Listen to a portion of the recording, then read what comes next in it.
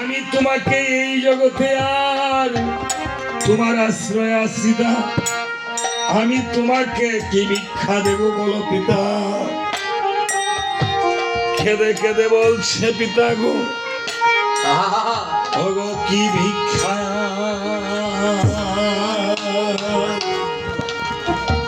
দেব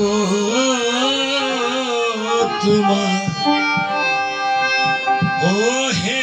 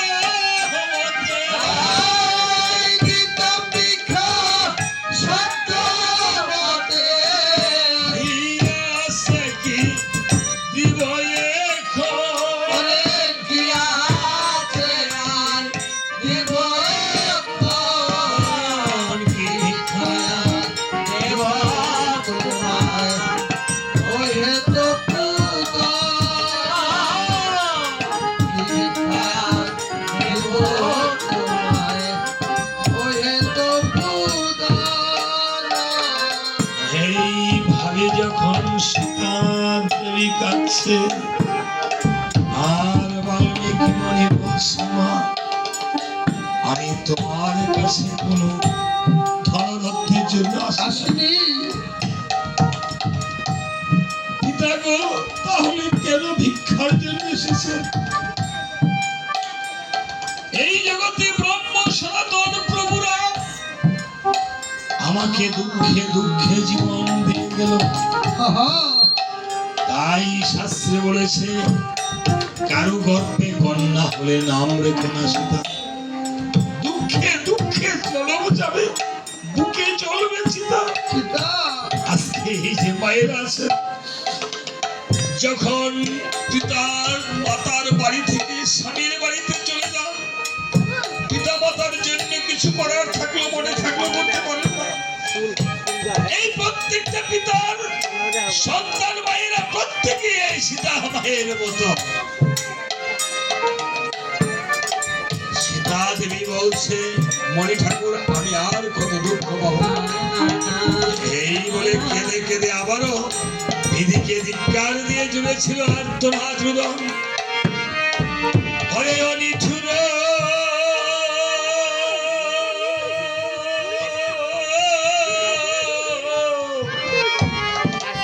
বিধির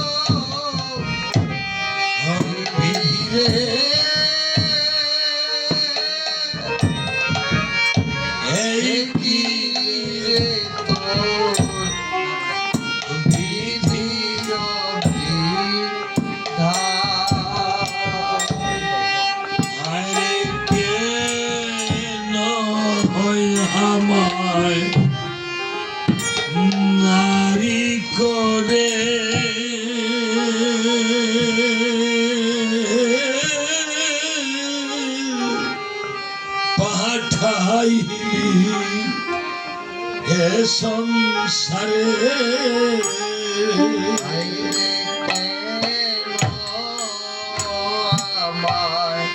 খেলো নারী করে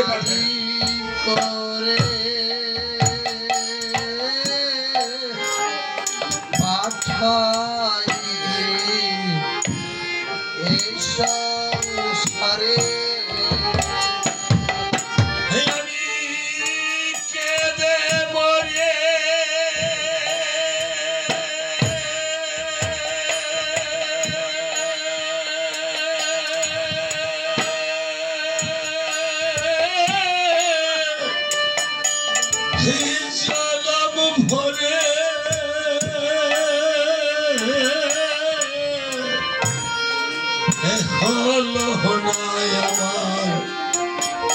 দুঃখের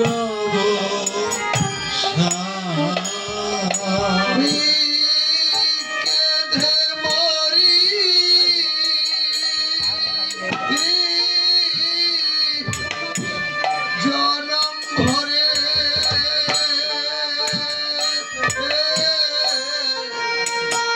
হইল না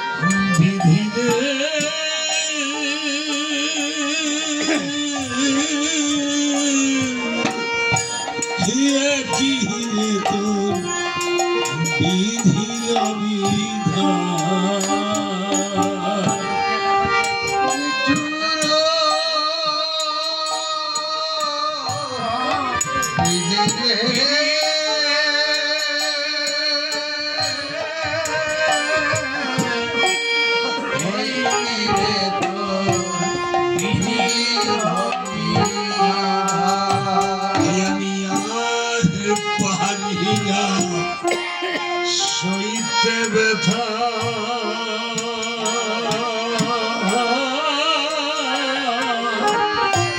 সদাই হৃদয়ে চলছে চিতা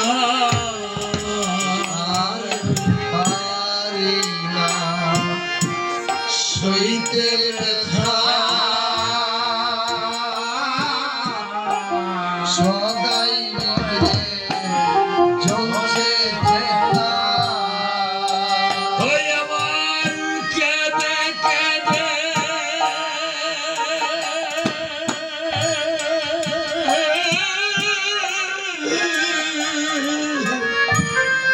জনম গেল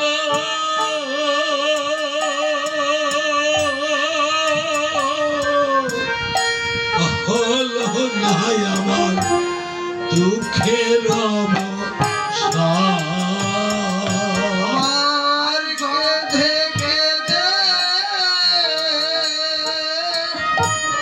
জনম গেল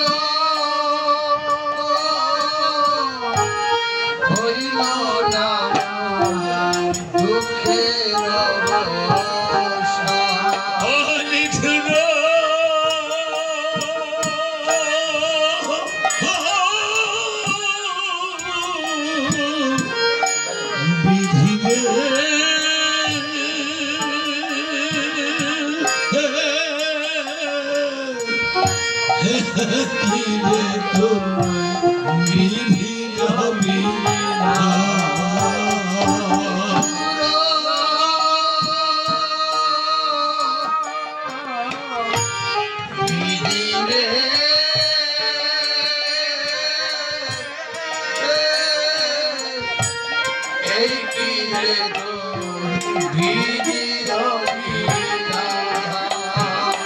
আজকে সীতা দেবী বিধিকে ধিক্কার দিয়ে বলছে, বলো পিতা আমি কি করব? আমি সন্তানকে আমার লবকুশকে কেন ভিক্ষা দিবি? দিব আমি কিভাবে একা একা থাকবো? বাল্মীকি মণি বলছে, মা এই জগতে মা সন্তান তো পিতার পরিচয় বড় হয়। পরম পিতা প্রভু রামচন্দ্রের সাথে তোমার এই লবকুশকে পরিচয় করিয়ে দিলে আমার রামায়ণ হবে সমাপন। সমাপন। আর তুমি কি তোমার সন্তানকে রাখিতে পারে তোমার কাছে চিরজীবন? মা, তোমার এই সন্তান লবকুশ ঘরে ঘুমিয়ে রয়েছে, লবকুশকে ডেকে দাও। আজ 12টি বছর বুকে আঁকড়িয়ে রেখেছে লব আর কুশকে মা সীতা দেবী। লবকুশকে ঘরে গিয়ে সীতা দেবী যখন মাথায় হস্ত বুলিয়ে দিয়েছে, মায়ের তপ্ত চক্ষু, সেই চক্ষুর জল যখন লবকুশের উপর পড়েছে, লবার কুশ ঘুম থেকে জেগে উঠে দেখিবারে পায় মা যেন কাছে দেখা যায়। বলছে, মা ভগবান, তোমাকে কে শুনে কান্নার মাটিতে বানিয়েছে? মা, তুমি কি কখনো হাসতে জানো না? মা, বাবা, সন্তানের বিদায়ের সময় কোন মা কি হাসতে পারে রে বাবা? আজকে তোদেরকে 12টি বছর এই বুকে রেখেছে, আজ বাল্মীকি মরি এসেছে, তোদের পিতা পরম পিতার সাথে পরিচয় করিয়ে দিবে, অযোধ্যাতে নিয়ে যাবে। আমি একা একা কিভাবে থাকবো বল বাবা? বাবারে, তবে তো মনির হস্তে তোদেরকে যেতে হবে। বাবারে, সন্তান তো মাকে কোনোদিন ভুলে যেতে পারে না, মাও সন্তানকে ভুলিতে পারে না, তবে সন্তান মাঝে মাঝে মাকে ভুলে যায়। বাবারে, এই পৃথিবীতে বিধাতার দিব্যি দিলাম, রামচন্দ্র হলো রাজা। রাজার সাথে পরিচয় হয়ে যখন রাজপুত্রের সিংহাসনে হয়ে যখন আরোহণ করবি, যখন সেদিন কিন্তু স্বর্ণ থালে অন্ন খাবি। এই দুঃখিনী সীতা আমাকে কোনোদিন ভুলিস করে বা সেদিন আজকে এই মায়ের মতো সীতা মাকে ভুলিস না। বলছে লবকুশ, আর সীতা মায়ের চোখের জল মুছে দিয়ে কেঁদে কেঁদে মায়ের চরণে প্রণাম করে বলছে,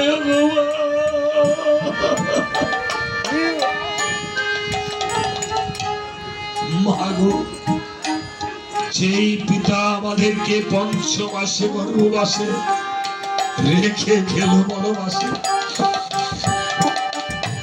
সে পিতার কাছে কোনদিন যাওয়ার নাই কোনো বিলাস। মা, তারপরে তুমি কেঁদো না, তোমার চোখের জল মুছে দিলাম। মাগো, তোমার মতো আদর্শ আগে এই জগতে কেউ করতে জানে না। মাগো, তুমি কেঁদো না। বাবা যখন নিষ্ঠুর হয়ে ফেলে চলে গেছে, তুমি কখনো নিষ্ঠুর হয়েও না। যখন চোখের জল মুছিয়ে দিচ্ছে আর বলছে, মাগো কান্দো না গো, তুমি মাগো কান্দো না গো, তুমি গো কান্দো না গো, তুমি মাগো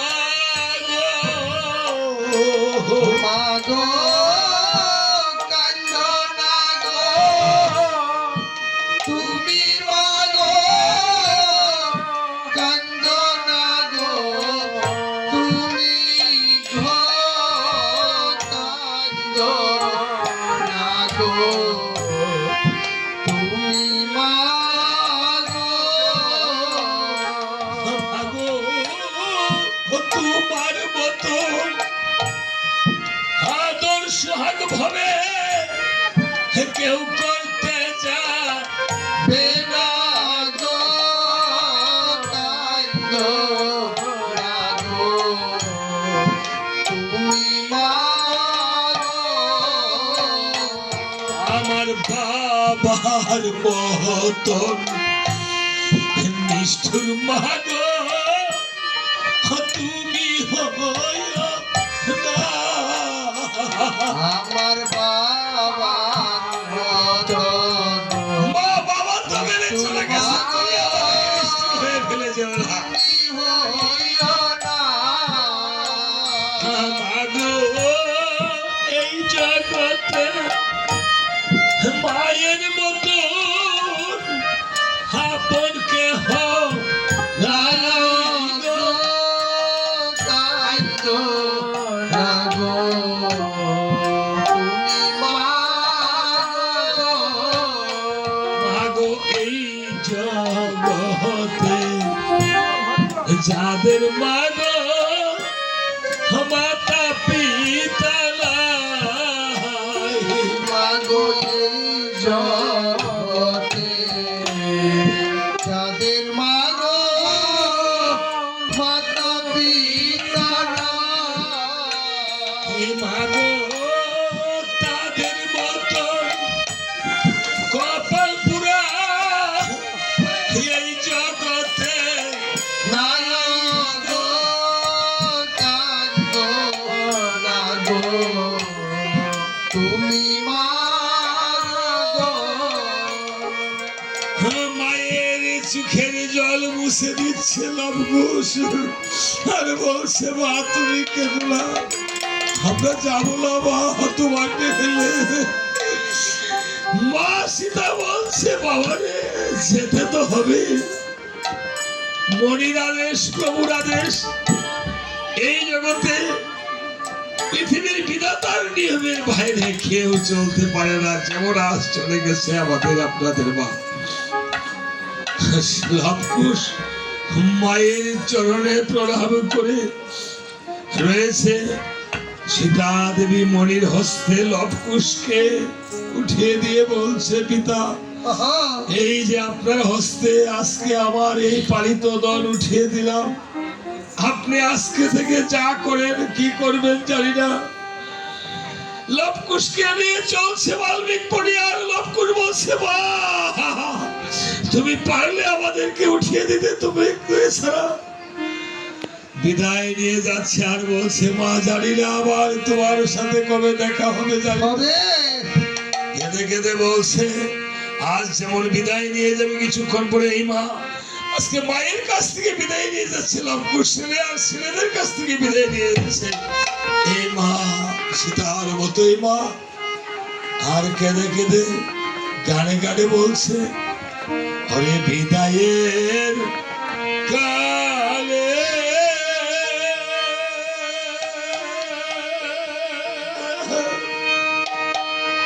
রেখে যাই মাগো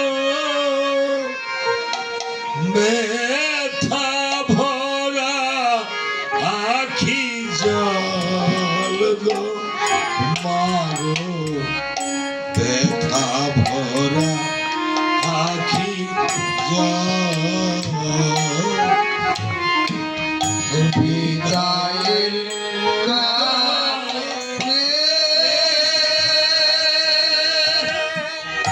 রেখে যাই মাগো ব্যথা ভরা আখি জল মাগো ব্যথা ভরা আখি জল।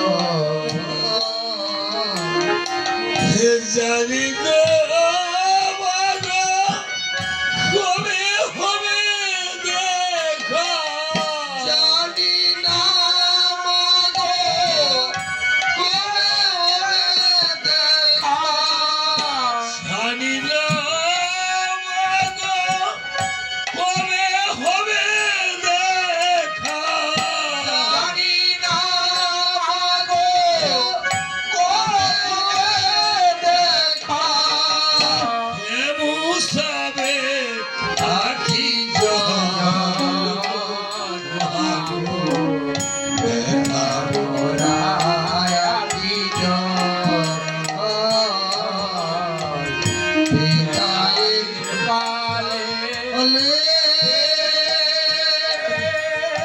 রেখে যাই মাগো ব্যথা ভরা আখি জল মাগো ব্যথা ভরা আখি জল আমার হেয়া আশীর্বাদ কর মোরে চলেছি একা পথে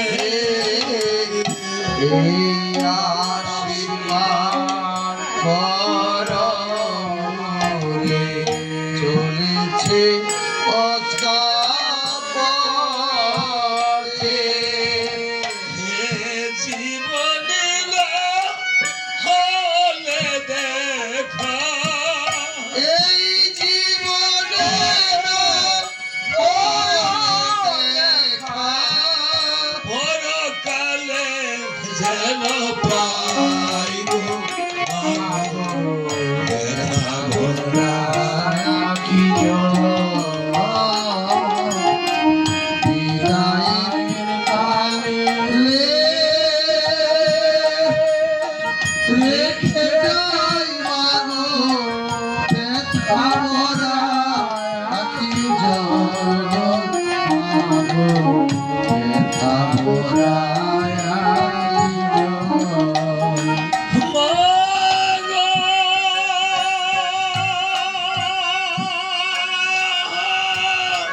মাগো মাগো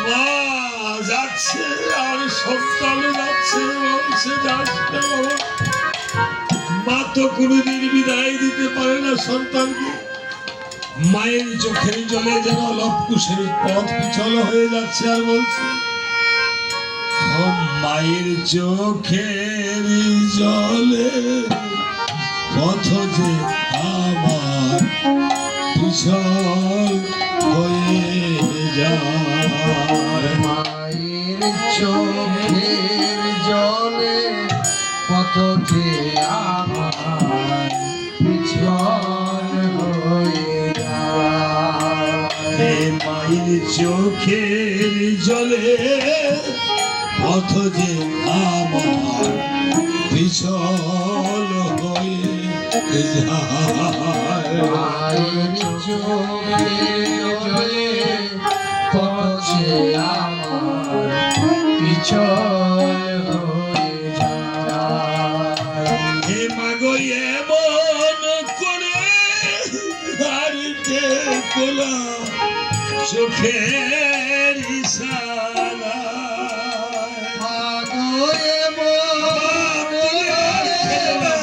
আর কে চলেছি যখন একা চলে যাচ্ছে মায়ের চোখে জলে বড় যে আমার পিছন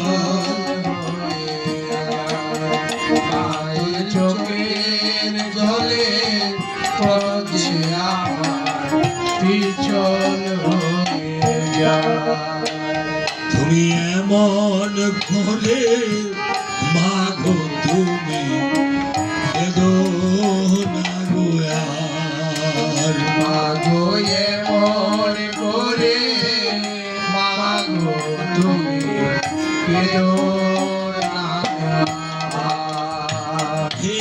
এমন করে কাঁদলে তুমি কেমনে যাব ছেড়ে আমি মন করে কাঁদলে তুমি এমনে যাব ছেড়ে আমি এই আশীর্বাদ কর মুরে শিরে দিয়ে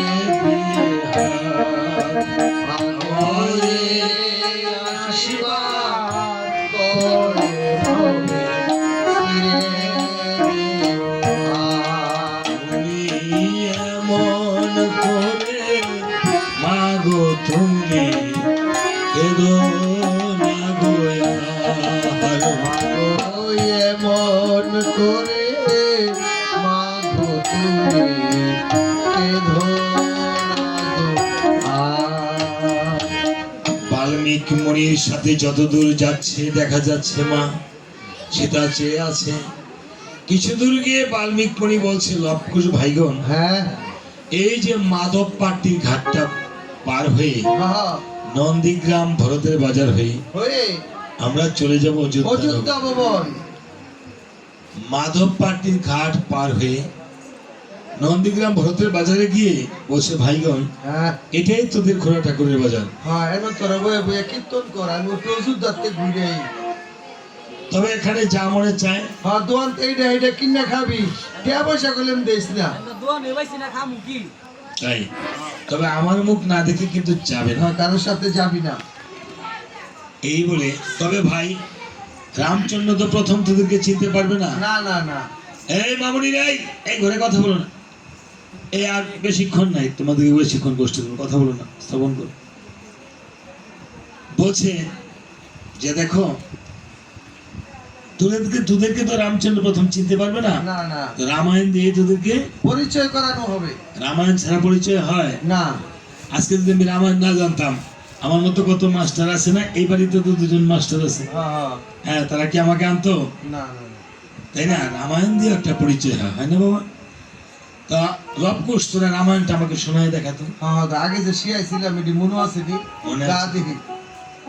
লবকুশ তখন বিনা বাজিয়ে বাজিয়ে রামায়ণ শ্রবণ করেছে। রামায়ণ যখন শ্রবণ করিয়েছে, বাল্মীকি মুনি সপ্তখন রামায়ণ শুনে নিজের কীর্তন নিজেই শুনে হ্যাঁ বাল্মীকি মুনি একেবারে আচরিত। অসল তিন হয়ে পড়ে গেছে। কি করবো, ওকে না হয়ে কিছু করার ভাব আছে? হ্যাঁ, ক্ষণকাল পর চৈতন্য পাইয়া হ্যাঁ লবকুশকে ধরিয়া বলছে, লবকুশের ভাইয়া, হ্যাঁ তোরা যে এত সুন্দর কীর্তন জানস, আগে তো জানতাম না রে, তাইলে তুই চান্দুরা অন্য কোনো কীর্তন না আনলাম বলে, তখন তুই সব গান গাওয়াইলাম বলে। তাই নাকি? বলছে, ভাইগণ, হ্যাঁ রামায়ণ কীর্তন শুনলে তো দক্ষিণান্তের প্রয়োজন। হ্যাঁ হ্যাঁ দক্ষিণ আনিতে বলে পাখিও উন লাগে, রামায়ণে দক্ষিণা না দিলে পাখি হবে। পাখি হয়। যারা দক্ষিণা দিছে না কি পাখি হইব? এখন বাড়ির থেকে কালকে সকালবেলা দক্ষিণে উড়ে ভরে লইয়া বাড়ি যাবো। ও, হ্যাঁ কি পাখি হইব গুসাই? এই কাউয়া কুকিল একটা হইব আর কি। খাওয়ার কি লইব না? তা আমিও তো অনেক সময় দক্ষিণা দেই না গুসাই, আমি তো খালি নেই। ওই আপনারা কুকিল বানাইবো। কোকিল বলে, কোকিলের তো সুরবালা। গানে বলে না, কুকিলা কালো বলে গান গান শুনে। শুনে না কেউ। আমার ঘুম ভাঙায় নিল রে মরার কুকিল।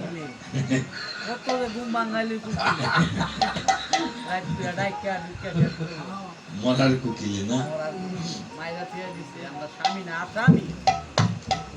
আর আবার এই কোকিলকে নিয়ে বাড়ি সিদ্ধি গান করছে, সোয়া চান পাখি আমি ডাকিতাছি তুমি ঘুমাইছো না। তাই। কিভাবে যেদিন কে গিয়েছিল, হ্যাঁ, যেদিন এই বাড়ি সিদ্দিক স্ত্রী চলে গিয়েছিল, বুঝছেন, আজকে এই যে সোয়া চান পাখি শুয়ে আছে, যত ডাকে ঘুমায় রয়েছে, তাই না? আর দেখা দিবেন পাখি চলে গেছে। তাই বলছে, দেখো ঠিক আছে তো, কষ্ট হচ্ছে, টেনে না দিয়ে রেখে দিছে।